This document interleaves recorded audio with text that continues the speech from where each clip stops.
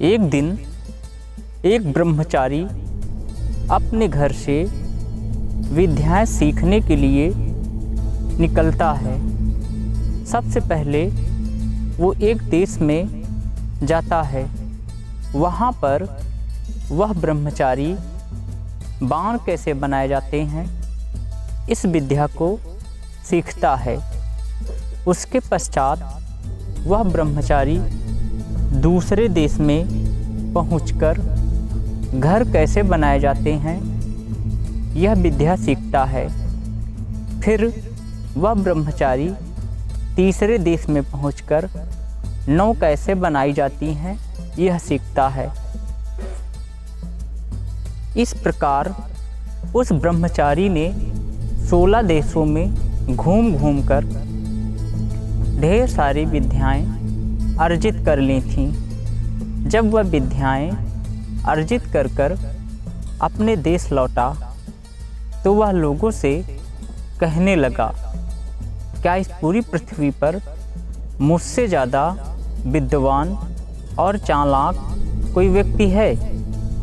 जो भी व्यक्ति उसे मिलता वह उससे यही प्रश्न करता कि क्या पूरी पृथ्वी पर मुझसे ज़्यादा चालाक और विद्वान कोई अन्य व्यक्ति है? जब उसकी यह बात तथागत गौतम बुद्ध को पता चली तो उन्होंने उस व्यक्ति को सही मार्ग दिखाने हेतु निश्चय किया।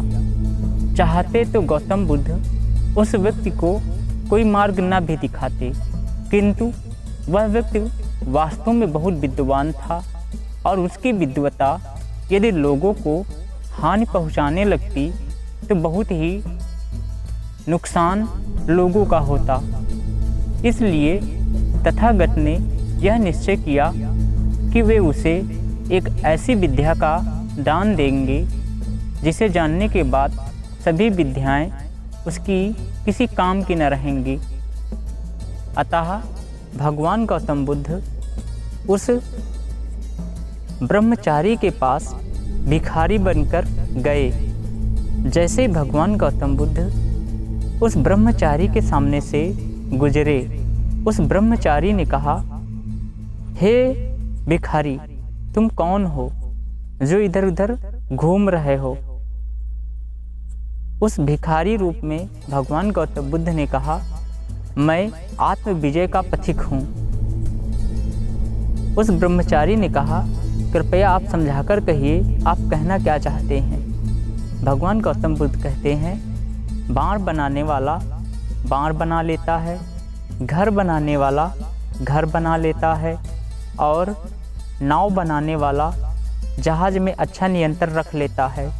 इसका अर्थ यह नहीं हुआ कि ये संसार में सबसे अधिक महाविद्वान हैं। संसार में सबसे अधिक श्रेष्ठ वही है जिसने अपनी शरीर और अपने मन को जीत लिया है। जिस व्यक्ति को संसार की प्रशंसा और बुराई किसी भी तरीके से प्रभावित नहीं करती है, वही व्यक्ति शांति और निर्वाण को प्राप्त होता है। कोई भी व्यक्ति चाहे जितना ही ज्ञान क्यों न अर्जित कर ले, बिना अपने मन को जीते बिना सारा का सारा ज्ञान अधूरा और निष्फल है। तो हे ब्रह्मचारी, तुम अपने ज्ञान में अहंकारी मत बनो। तुम्हें कुछ करना है तो अपने मन और अपने शरीर को जीतो। अब उस ब्रह्मचारी को अपनी गलतियों का एहसास हो चुका था और उसने उस भिखारी स्वरूप भगवान गौतम बुद्ध से क्षमा मांगी और उस दिन से वह ब्रह्मचारी अपनी विद्या का कभी भी इधर उधर अहंकारवश गुणगान नहीं करता था। तो दोस्तों, भगवान गौतम बुद्ध हमें बताना चाह रहे हैं कि जीवन में आप कितनी ही सारी विद्याएं अर्जित कर लें, किंतु वो विद्याएं बिल्कुल बेकार हैं जब तक आप अपने मन और अपने शरीर पर विजय न पाने की विद्या अर्जित करें। अर्थात आप जब तक अपने मन और अपने शरीर को अपने अनुसार न बना सकें तो ये विद्याएं व्यर्थ ही हैं। तो हमें भी विद्याओं के अर्जन के साथ साथ मन के गुलाम नहीं बल्कि मालिक बनना चाहिए।